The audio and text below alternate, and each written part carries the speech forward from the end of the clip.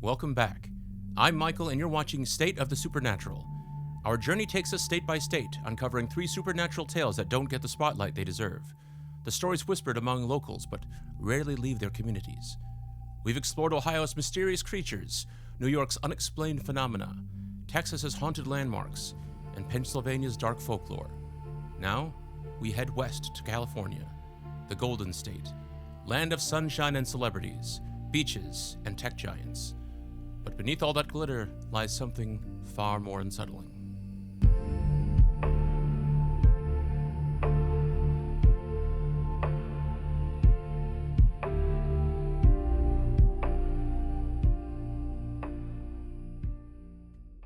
California stretches from desert to redwood forest, from the Pacific coastline to the Sierra Nevada peaks.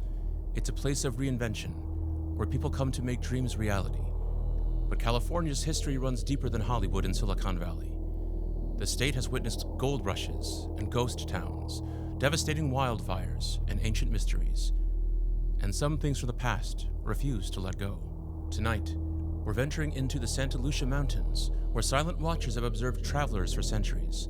We'll visit a cursed ghost town where stealing even a pebble brings catastrophe. And we'll travel to the forests of Ojai, where a charred spectre emerges from smoke and shadow.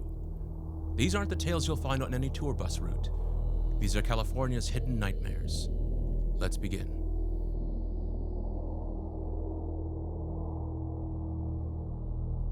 Our first tale brings us to the Santa Lucia Mountains along California's central coast. This rugged mountain range stretches nearly 150 miles from Monterey County down through San Luis Obispo County, creating an imposing barrier between California's interior and the Pacific Ocean. These mountains are breathtaking, jagged granite peaks dropping suddenly to the sea, with Cone Peak rising 5,000 feet just 3 miles from the water. But for centuries, hikers and travelers through these peaks have reported something disturbing. Tall, shadowy figures standing motionless on the ridgelines, watching, always watching. They're called the Dark Watchers, and if you see one, you're advised not to approach. The encounters typically happen during twilight, those liminal hours between day and night, when the light plays tricks. You're hiking along a trail, enjoying the views, when you feel it. The sensation of being observed. You glance toward the ridgeline ahead, and there it stands. A figure, impossibly tall. Some say 7 feet, others claim 10 feet or more. It appears to be humanoid in shape, but featureless. Many describe it wearing what looks like a wide-brimmed hat and a long cloak or cape. Sometimes it carries what resembles a walking stick. The figure doesn't move. It simply stands there, silhouetted against the sky, staring in your direction. And if you try to approach it or call out, it vanishes. Not walking away, not hiding, just gone, fading into the mountain mist as if it were never there. While the phenomenon received attention in the 20th century, these encounters stretch back much farther. When Spanish explorers moved through these mountains in the 1700s, they witnessed the figures too. They called them Los Vigilantes Oscuros, literally the Dark Watchers. The name stuck. Some claim the indigenous Chumash people spoke of similar entities in their traditions, though nothing exactly matches the Watchers appearing in the Chumash documented mythology. Regardless, generations of travelers have reported identical experiences, towering shadows on the peaks that disappear when acknowledged. These silent observers captured the imagination of California's most celebrated writers. In 1937, poet Robinson Jeffers incorporated the Watchers into his work Such Counsels You Gave to Me and Other Poems. He wrote of forms that look human to human eyes, but certainly are not human. They come from behind ridges to watch. A year later, John Steinbeck, who grew up in nearby Salinas, featured the Watchers in his story Flight. In the tale, a teenage boy flees into the Santa Lucias after killing a man.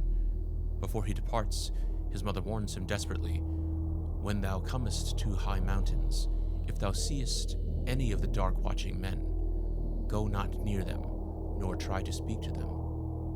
Later in Steinbeck's story, the boy encounters exactly what his mother feared: a dark figure standing on a rock outcropping, surveying the terrain. When the boy glances away and looks back moments later, the figure has vanished. But these weren't just literary inventions. Steinbeck's own mother, Olive Hamilton, believed in the Watchers. She taught school in the remote mountain areas and often traveled through the Santa Lucias alone on horseback.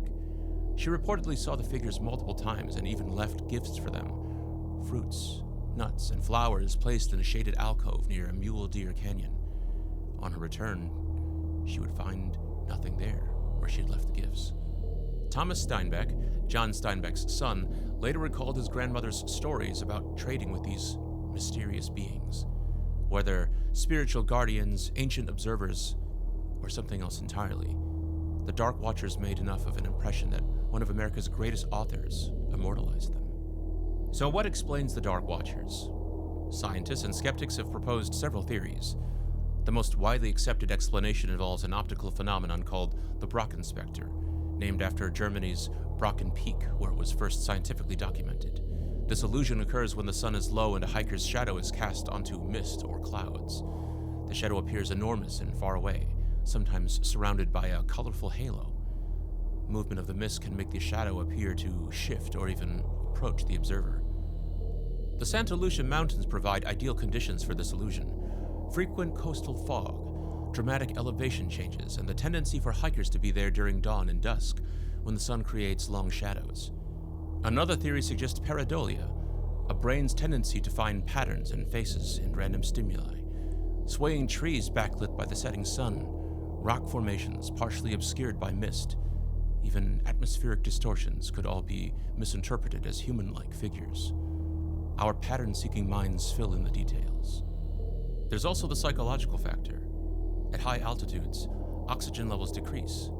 Combined with exhaustion from strenuous hiking, the brain can create hallucinations.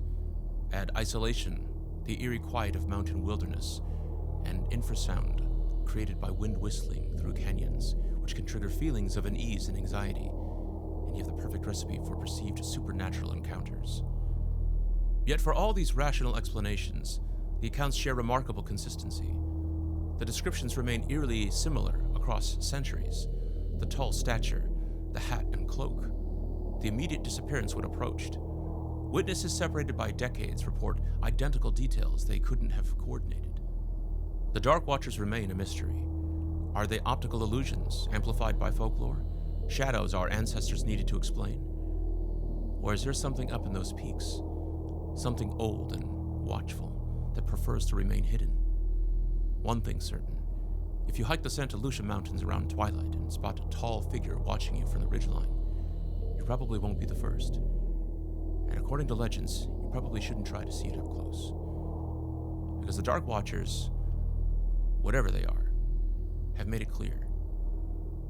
They prefer to observe from a distance.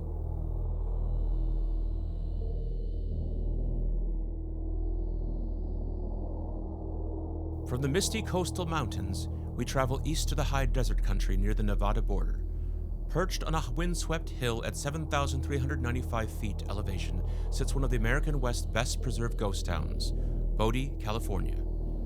Today, around 200,000 people visit Bodie each year to walk its dusty streets and peer through windows into the past.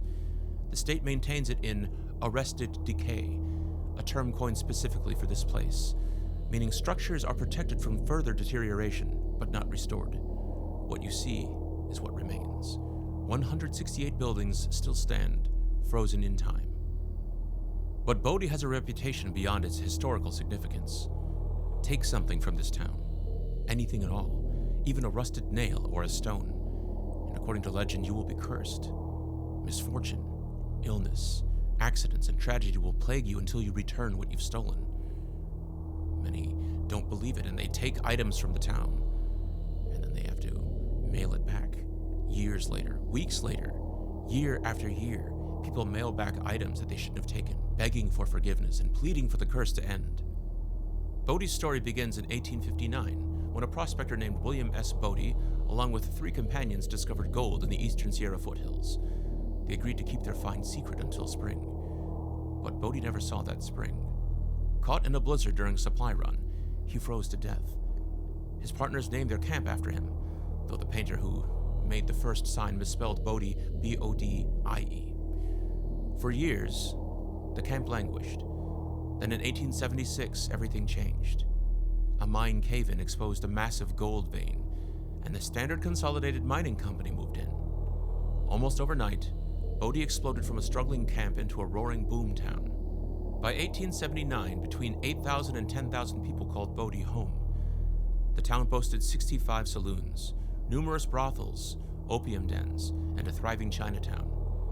Newspapers reported daily shootouts, murders, and robberies. One young girl, learning her family was moving to Bodie, supposedly prayed, "Goodbye, God, we're moving to Bodie." But boom turned to bust. Harsh winters killed residents through exposure and disease. Mining accidents claimed more lives. A devastating fire in 1892 destroyed much of the business district. The railroad abandoned Bodie in 1917. Another fire in 1932 consumed more buildings. By World War II, only 6 people remained in town, and tragedy struck them too. One man shot his wife. 3 other residents killed him in retaliation. Those 3 men died shortly after from various illnesses. Some say the murdered husband's ghost visited them first, shaking his fist in spectral rage. By 1962, when California designated Bodie a state historic park, the living had abandoned it completely. But according to local legend, the dead never left. The Curse of Bodie operates on a simple principle. The former residents were fiercely protective of their belongings in life, and death hasn't changed that. Every artifact in town, every bottle, nail, piece of wood, or rock carries the curse. Take it, and the spirits exact their revenge. The curse letters arrive at the park office regularly, often handwritten and anonymous. Inside rattles whatever the sender stole: a rusty nail, a piece of glass, a stone from the cemetery. The letters detail disasters that followed the theft. "Dear Bodie, I'm sorry that I took this piece of metal from the town. I thought it was all a joke, but it wasn't at all. Things are happening that are very hard to explain. You have to take these godforsaken rocks back. I've never had so much rotten luck in my life. Please forgive me for ever testing the curse of Bodie." The accounts describe car accidents, job losses, relationship failures, mysterious illnesses, and unexplained misfortune. One writer reported their life became a steady downward slide after taking a nail. Another experienced health problems they couldn't shake. Yet another described financial ruin that began the day they pocketed a piece of Bodie. Some letters include specific details: flat tires immediately after leaving, hospital visits that same week, business deals that collapsed, loved ones who fell ill. The writers don't just mail back the items, they plead for forgiveness. They warn others. They describe their suffering and beg the spirits of Bodie to lift the curse. And then there are the in-person returns. Park rangers report visitors driving back to Bodie, sometimes traveling hundreds of miles, to personally return what they took, unwilling to risk mailing it and potentially angering the spirits further. Beyond the curse, Bodie harbors other supernatural residents. The J.S. Kane House, at the corner of Green and Park Streets, is notorious. Park rangers and their families who've lived there describe a heavy-set Chinese woman, believed to be a former maid who despises adults but loves children. Adults sleeping in the house report waking to find the woman sitting on their chest, suffocating them. One ranger's wife fought so violently against the invisible weight that she threw herself to the floor. Children, however, report friendly encounters, a woman who appears in doorways or stands in corners, watching over them protectively. At the Mendocini house, the aroma of Italian cooking drifts from broken windows. Rangers smell garlic, tomatoes, and herbs as if Mrs. Mendocini herself is still preparing family meals. Party sounds echo from empty rooms, laughter, conversations, the clink of glasses, as if gatherings never ended. The DeChambeau house features a woman in Victorian dress who appears in the second-story window, gazing at the street below as if waiting for someone who will never return. But the most heartbreaking spirit resides in the Bodie Cemetery. 3-year-old Evelyn Myers died in 1897, struck accidentally in the head by a miner's pick. Her grave is marked by a white marble angel, and she's become known as the Angel of Bodie. Children visiting the cemetery report playing with an unseen friend near Evelyn's grave. They giggle, chase something adults can't see, and carry on one-sided conversations. Parents watch their children interact with empty air, while the kids insist they're playing with another little girl. Evelyn, it seems, still wants playmates. Here's where things get interesting. Park officials have acknowledged that the curse, at least originally, was their invention. Rangers in the 1970s and 80s, frustrated by visitors stealing artifacts, started spreading rumors about bad luck befalling thieves. It was meant to discourage theft and protect the historical site. But the plan backfired spectacularly. Instead of preventing theft, the curse story ensured that thieves eventually returned items, but created mountains of bureaucratic paperwork. Every return artifact requires a law enforcement report, even if it's just a pebble. More significantly, the curse took on a life of its own. Whether planted by rangers or not, people genuinely believe in it. The letters describe real suffering, real fear, real desperation, psychosomatic, mass hysteria, confirmation bias where people attribute normal bad luck to a supernatural curse. Maybe. But try telling it to someone who's mailed back a stolen rock and immediately experienced relief after months of inexplicable misfortune. The curse of Bodie persists regardless of its origins. The letters keep arriving. The items keep coming back. And visitors who laugh off the legend often find themselves mailing packages weeks later, their laughter replaced by desperation. Is it real? Are the spirits of Bodie's former residents truly protecting what remains? Or do people simply need something to blame when life goes wrong? Either way, if you visit Bodie, keep this in mind. Everything here carries the weight of history. The artifacts here represent lives lived, dreams pursued, tragedies endured. They deserve respect. And if you don't want to test whether the curse is real, there's a simple solution. Look, but don't touch. Take only photographs. Leave only footprints. Because the ghosts of Bodie are watching. And they're very, very protective.